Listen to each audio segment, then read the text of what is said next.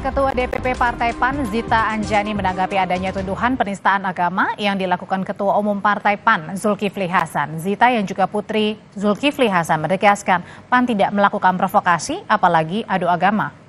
Ketua DPP PAN Zita Anjani menganggap ada oknum yang bermain pada pemilu 2019 tentang isu agama mencoba memainkan isu yang sama yakni pecah belah agama pada pemilu 2024. Menurut Zita, PAN merupakan pelopor politik damai dan membahagiakan.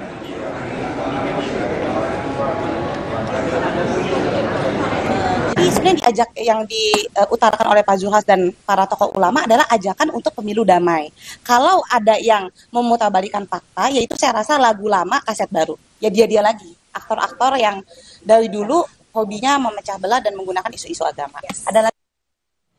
Sebelumnya, Forum Umat Islam Bersatu (FUIB) melaporkan Ketua Umum PAN Zulkifli Hasan ke Bareskrim Polri.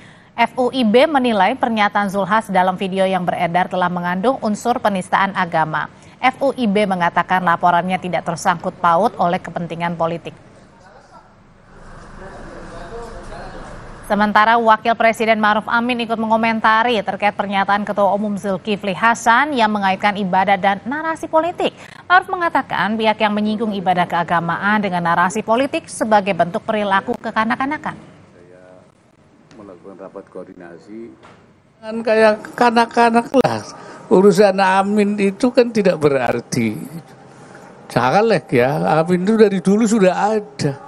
Kalau orang bilang waladhdallin ya mesti amin ya. Terus apa diganti? Ya nggak mungkin lah.